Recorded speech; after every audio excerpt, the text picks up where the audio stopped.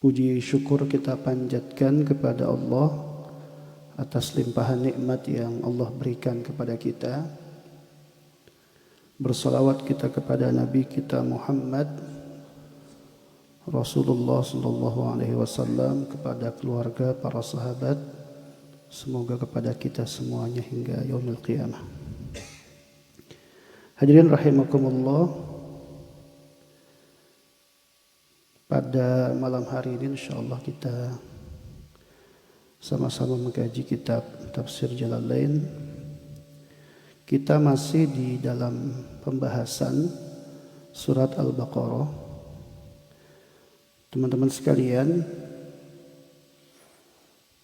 sekedar mereview apa yang ada di dalam surat Al-Baqarah, kemudian nanti kita coba melihat sudah sampai mana pembahasan kita di dalam kajian tentang surat ini, karena ini termasuk surat yang paling panjang di antara surat-surat yang ada.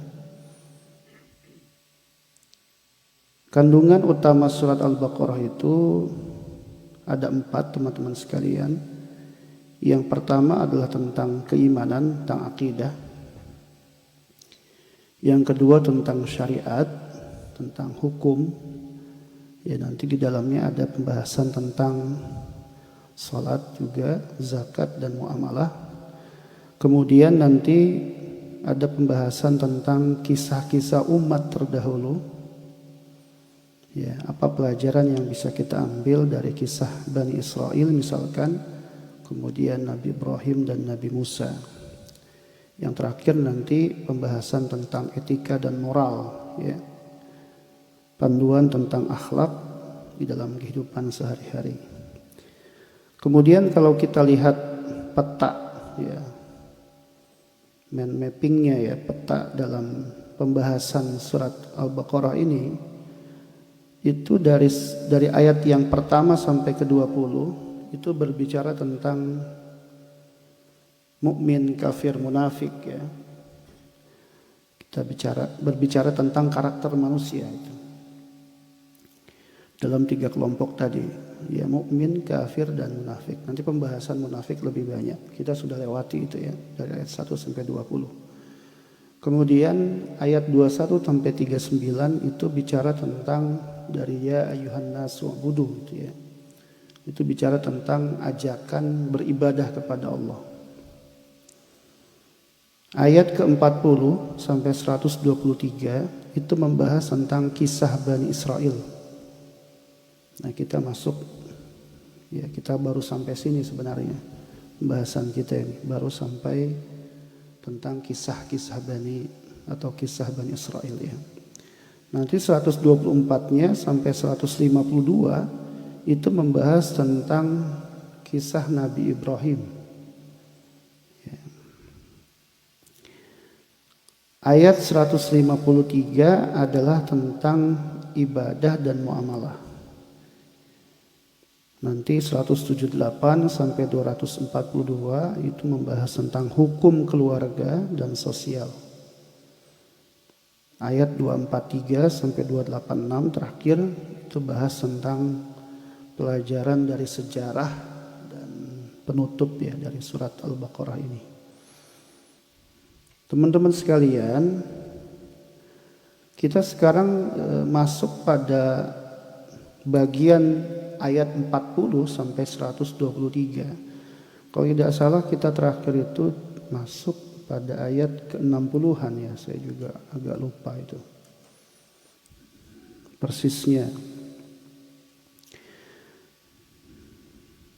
Secara garis besar teman-teman, ayat 40 sampai 123 yang berbicara tentang kisah Bani Israel. Ini adalah keluarga Yakub, ya. Keluarga Yakub itu Bani Israel. Ini kalau kita simpulkan teman-teman sekalian, kira-kira ada sekitar, kalau berdasarkan surat Al-Baqarah, ya, itu sekitar ada 6 sifat atau bisa lebih, ya, 6 sifat Bani Israel. Ya, kita ini sekarang ini lagi marak-maraknya Israel ini. Ya, walaupun sebenarnya perang dengan Israel tidak pernah selesai sampai hari ini. Yang berhadap-hadapan adalah Palestina ya. Tapi sepertinya kita sedang fokus antara Iran dengan Israel, dan dampaknya secara ekonomi terasa sekali, bukan saja di satu wilayah, misalkan Timur Tengah, ya, di mana Israel itu ada di wilayah Timur Tengah, karena sebenarnya Israel itu adalah bangsa tanpa negara. Ini perlu digarisbawahi sama teman-teman. Israel itu adalah bangsa tanpa negara. Ya, dia tidak diterima oleh negara manapun ketika masuk, dan atas bantuan Inggris. Jadi Inggris ini punya beban sejarah sebenarnya. Ya, yang memberikan izin masuk ke Palestina itu adalah sebenarnya Inggris tahun 50-an tidak salah ya. Sebelum 50 ya. Ya masuk, kemudian pelan-pelan mencaplok, lama-lama dia punya negara yang kita sebut dengan Israel, yang ibu kotanya adalah Tel Aviv. Jadi sebenarnya mereka adalah bangsa tanpa negara. Kalau saja masih ada Hitler di zaman ini, mungkin Hitler termasuk orang yang keras, ya, melarang keberadaan Yahudi ataupun bangsa Israel ini untuk bisa hidup di sebuah negara yang sebenarnya ya sangat aman di masa itu. Israel, ya, Palestina ini negara yang sangat luar biasa aman ya. Dan kenapa teman-teman sekalian, perlu digarisbawahi teman-teman semua, kenapa kita harus punya kesadaran yang penuh terhadap persoalan Palestina sampai kapanpun? Ya, yang paling sederhana itu adalah jawabannya karena di sana ada Masjid Al-Aqsa. Itu alasan paling sederhana, dan ini alasan paling prinsip sebenarnya. Kenapa kita harus peduli terhadap persoalan Palestina, dan masalah Timur Tengah ini selesai kalau masalah Palestina selesai. Jadi kalau masalah Palestina nggak selesai, ya Timur Tengah nggak selesai. Ya, teman-teman sekalian, kalau kita lihat kembali kepada surat Al-Baqarah ini, bicara tentang Bani Israel dari 40 sampai 123, ini membicarakan tentang sifat-sifat yang dimiliki oleh Bani Israel. Ya. Satu diantaranya adalah dalam ayat ke-61 teman-teman. Ya, ayat 61 itu bunyinya, wa idh qultum ya Musa lan nasbiru ala ta'ami wahidin fad'u lana rabbaka yukhrij lana mimma tunbitul ard min baqliha wa kithaiha wa fumiha wa adasiha wa basaliha qala atastabdiluna alladhi huwa adna billadhi huwa khair ihbitu misran fa inna lakum ma sa'altum wa dhuribat alaihim dhillatu wal maskanatu wa ba'un bi ghadabin min Allah dzalika bi annahum kanu yakfuruna bi ayatillah wa yaqtuluna an-nabiyyina bighairil haqq dzalika bima asaw wa kanu ya'tadun. Ayat ini teman-teman, ringkasnya ayat ke-61 ini adalah protes Bani Israel ya kepada Nabi Musa atas makanan yang dihadirkan oleh Allah ya, atau oleh dihadirkan oleh Allah. Di situ disebutkan makanannya adalah manna wassalwa. Ini makanan surga yang dihadirkan oleh Allah bagi Bani Israel, bagi bangsa Israel. Tapi anehnya ya, inilah karakter ya, sifat mereka. Makanya disebutkan sifat pertama ini dari Bani Israel itu adalah sifat tamak, tidak bersyukur terhadap apa yang sudah Allah berikan. Jadi dikasih manna wassalwa, dan ini adalah tumbuhan dari surga, tapi kemudian mereka malah minta yang lain. Minta ditumbuhkan sayur mayur, ya di sini disebutkan dalam ayatnya. Ya. Fad'u lana rabbaka yukhrij lana mimma tunbitul ard min baqliha wa kithaiha wa fumiha wa adasiha, adas ya, wa basaliha. Basal itu adalah bawang merah ya. Jadi Allah sudah hadirkan makanan terbaik bagi mereka. Mereka protes sama Musa. minta dihadirkan makanan yang lain. Ya, minta ditumbuhkan makanan yang lain. Sayur mayur, mentimun, bawang putih, bawang merah, kacang, ya, kacang adas di sini, wah ada sih ya. Ya. Sampai kemudian Musa menegur mereka karena telah menukar sesuatu yang baik dengan makanan dari surga yang Allah Subhanahu wa taala berikan dengan sesuatu yang sebenarnya lebih rendah. Jadi yang disebutkan semua itu lebih rendah dibanding mana salwa itu. Ya, salwa dan manna. Dan ini ya akibat keangkuhan dan pengingkaran ya, yang dimiliki dari sifat orang-orang Bani Israel ini. Ya. Jadi kerusakan teman-teman sekalian, kerusakan yang terjadi atau perang yang terjadi hari ini perlu dicatat sama teman-teman. Perang yang terjadi hari ini antara Amerika dengan Amerika, Israel dan kemudian Iran, ini sebenarnya adalah dalam satu perspektif atau satu pandangan ini adalah perang dengan motif ekonomi. Ya, saya pernah menyampaikan ya satu ayat atau satu surat di dalam Al-Quran di ila fi Quraisy ila fihim rihlatash syita was saif falyabudu rabb hadzal bait alladzi at'amahum min ju' wa amanahum min khauf. Surat ini teman-teman sekalian ya berbicara tentang motif ekonomi ya yang dimiliki oleh pasukan Abraha yang ingin memonopoli perdagangan yang ada di Ka'bah. Karena umat Islam saat itu menguasai Ka'bah dalam motif ekonomi, dalam persoalan ekonomi. Teman-teman sekalian, perang ini ingin meruntuhkan ekonomi Cina sebenarnya. Ada satu artikel saya baca kirim dari teman-teman di grup alumni Libya ini. Cukup panjang artikelnya pakai bahasa Arab. Intinya adalah bahwa motif perang ini ingin meruntuhkan ekonomi Cina. Karena minyak yang dikirimkan dari Iran itu yang diuntungkan itu adalah Cina. Bahkan pertama kali sebelum Amerika dengan Israel membom Iran atau mengirimkan bomnya ke Iran, itu kan menangkap presiden Venezuela dulu, di mana Venezuela itu punya pasokan minyak terbaik di dunia. Ditangkap dulu dia, diamankan, ya, biar nanti nggak ngirim lagi ke Cina. Ya, karena kebutuhan Cina ini untuk produksi segala macam yang dimiliki oleh Cina ini kan kekuatan ekonominya luar biasa. Hampir semua produk yang dipakai oleh kita di dunia ini rata-rata adalah produk dari Cina. Kedai So itu rata-rata Cina. Mungkin bisa dibilang 99% itu dari Cina, itu made in Cina. Ke Arab pakai peci juga Cina, pakai baju jubah juga Cina. HP juga ternyata bikinnya di Cina misalkan. Ya. Jangan-jangan jenengan apalagi ya.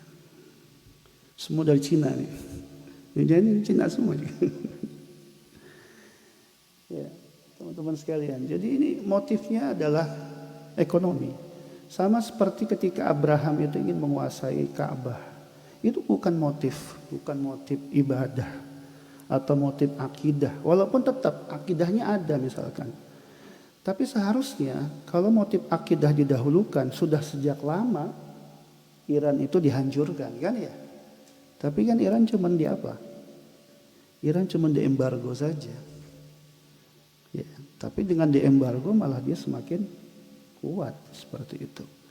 Ya teman-teman sekalian, ya ini dihubungkan dengan sifat yang pertama yang dimiliki oleh Israel tadi itu sifat tamak.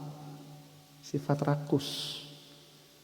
Ya, mereka nggak bersyukur sudah bisa hidup misalkan di Palestina.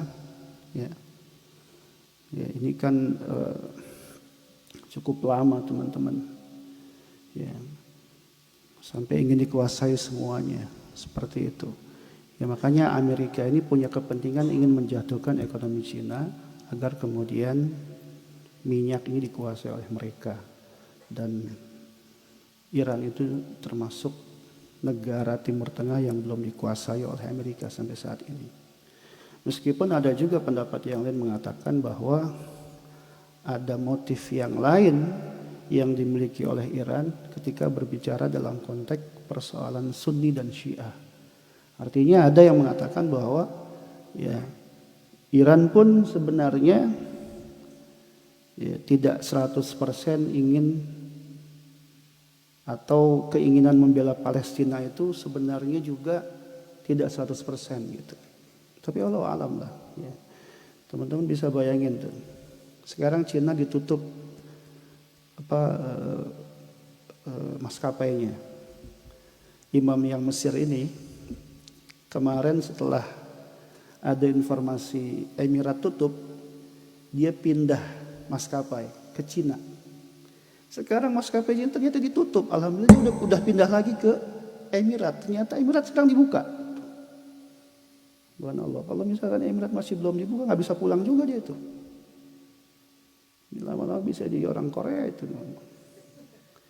Nikah sama orang Korea nanti. Gitu ya. Jadi teman-teman sekalian, hampir rata-rata dosa yang kita lakukan pun sebenarnya dosa nih. Yang kita lakukan tuh gara-gara sifat tamak, sifat serakah. Bisnis mau cepat-cepat kaya raya, ya kan? Ya, akhirnya kita menghalalkan segala cara, berbohong sama orang. Padahal kalau mau kuat dalam bisnis, mau langgeng dalam bisnis, salah satu yang harus dimiliki itu sifat jujur sebenarnya. Sederhana kan, jujur saja. Kalau mau awet dalam apapun, sukses dalam apapun. Ya. Ini gara-gara sifat tamak, Allah udah kasih itu bagian pada hidup kita. Sekian persen kamu harus memikirkan sisi yang berhubungan dengan dunia. Tapi kan kemudian kalau kita lihat ayatnya dalam Al-Quran teman-teman sekalian, itu ayatnya nggak berbicara dalam konteks dunianya dulu yang kita kejar.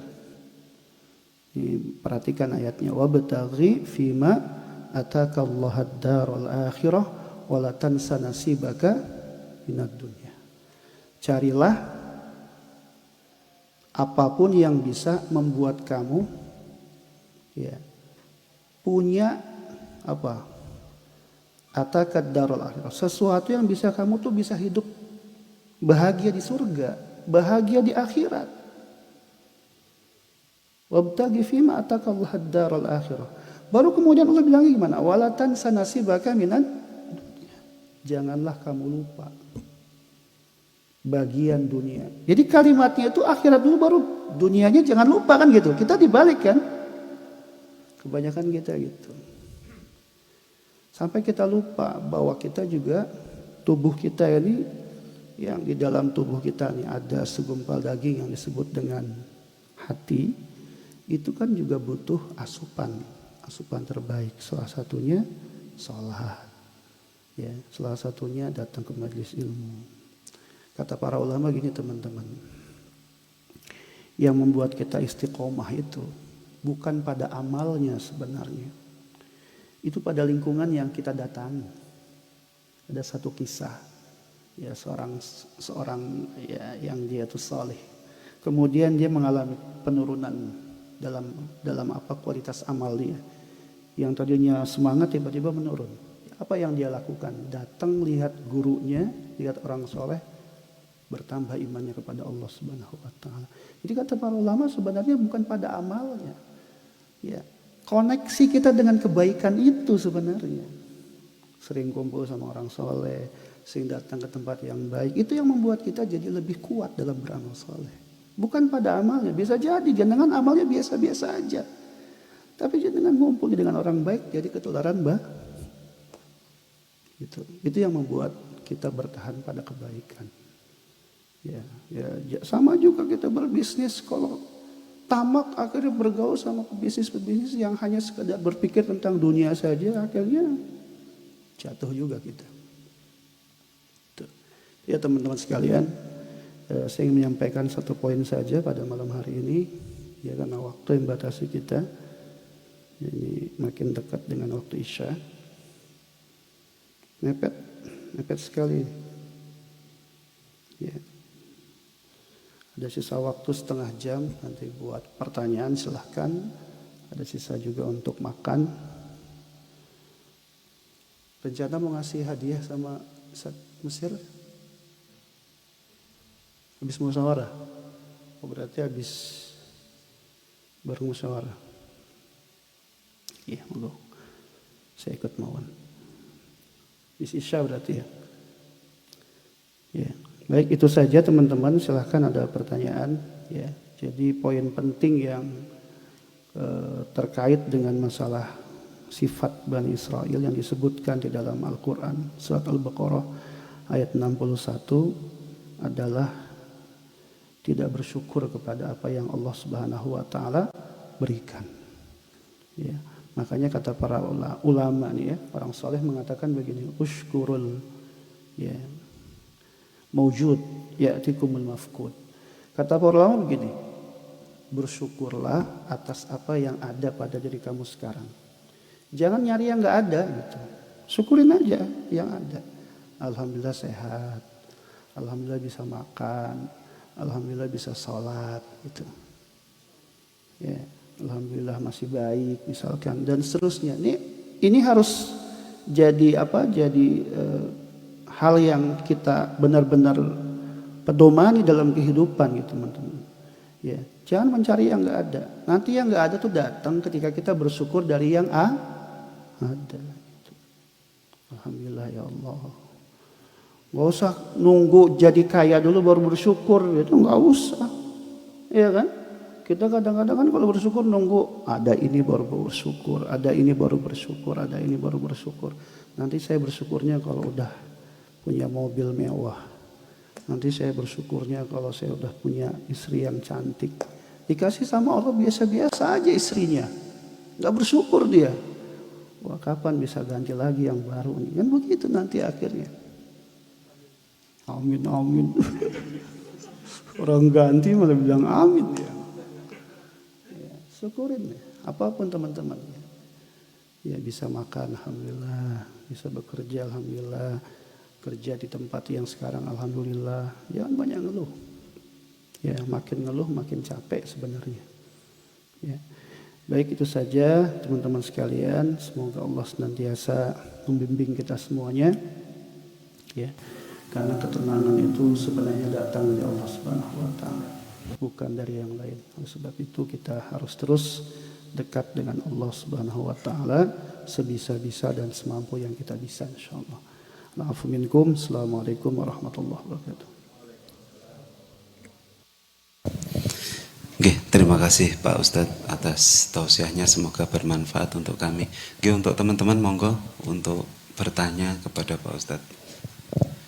Kami persilahkan. Ada yang bertanya? Monggo. Mas Chandra terus, monggo. Ada lagi? Monggo, waktunya mepet nih. Monggo Mas Andra dulu. Assalamualaikum warahmatullahi wabarakatuh. Mohon maaf di luar konteks mungkin bertanya ya. Pak Ustadz, bolehkah berkurban sebelum akikah gitu? Udah itu aja. Waalaikumsalam. Wassalamualaikum warahmatullahi wabarakatuh.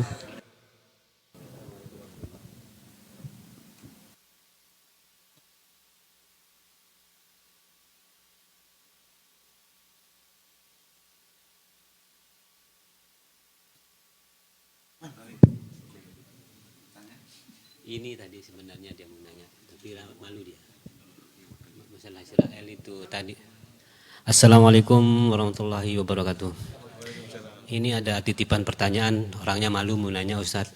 Kira-kira Israel ini habis enggak, dia punah enggak di bumi ini? Atau misalnya kita ketemu di jalan, boleh enggak kita bunuh?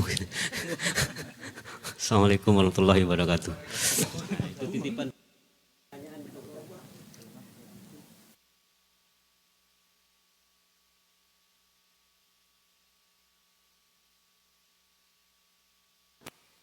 Bismillah.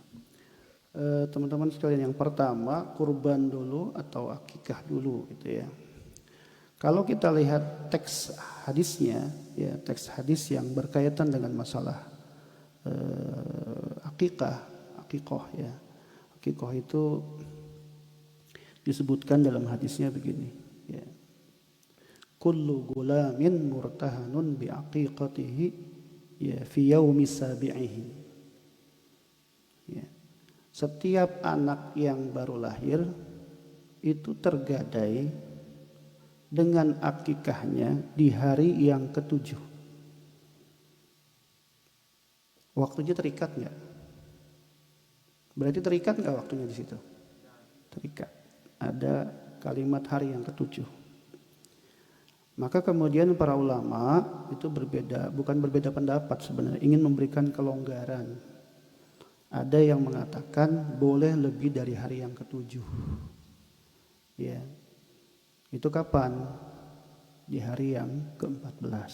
Itu perkataan siapa? Perkataan Imam Malik itu. Kalau tidak salah. Ya. Bisa juga di hari setelahnya. 7, kemudian 14, kemudian 21 dan seterusnya. Pertanyaannya adalah apakah hal itu bisa dilakukan setelah kita itu di usia besar misalkan, melebihi batas waktu itu.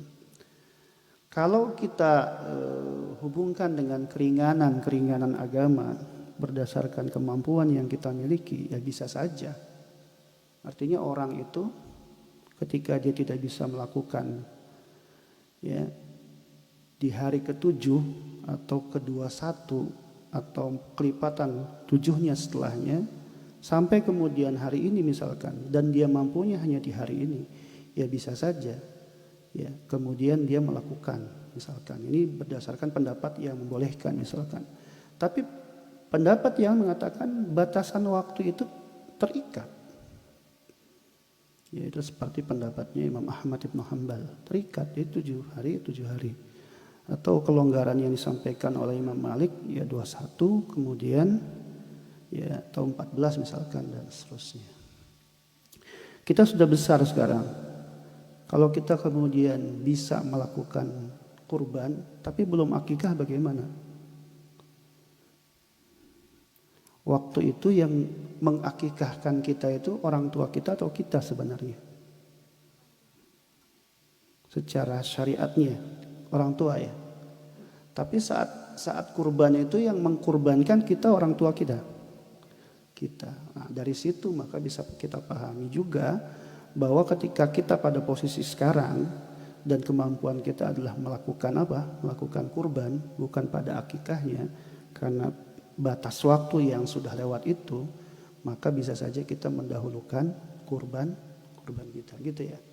Jadi bagi teman-teman yang mau ya, kemampuannya hanya salah satunya misalkan ya, misalkan kurbannya saja, maka silahkan didahulukan kurbannya.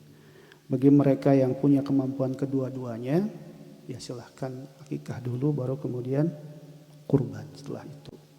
Ya, atau kurban itu akikah itu tidak terikat di waktu kurban. Jadi kita bisa melakukannya sebelum di waktu kurban. Jadi jangan menunggu sampai kurban datang, karena bisa saja uangnya kemudian tidak ada gitu. Jadi kalau mau mengambil yang paling ringan atau yang paling memudahkan bagi kita dan menganggap bahwa akikah itu ternyata ya bisa diamalkan juga di usia kita sudah sebesar ini, maka cari waktu di mana kita tidak membenturkan dengan waktu kurban. Itu yang paling gampang begitu. Tapi kalau orang itu nggak melakukan kurban, akikah, nggak melakukan kurban, apakah salah? Tidak, dua-duanya sunnah. Tapi memang untuk masalah kurban itu yang kaitannya dengan pribadi, Nabi mengatakannya begini dalilnya teman-teman. Ya, barang siapa man wajada sa'atan, barang siapa yang punya kemampuan. Jadi agak sedikit tegas nih. Man wajada sa'atan falam yudhahi fala yaqrabanna musallana. Barang siapa yang dia punya kemampuan, maksudnya punya uang untuk kurban, falam yudhahi, tapi dia enggak berkurban, fala yaqrabanna musallana, kata Rasulullah, dia jangan ngedeketin tempat sholatku. Maksudnya dia jangan sholat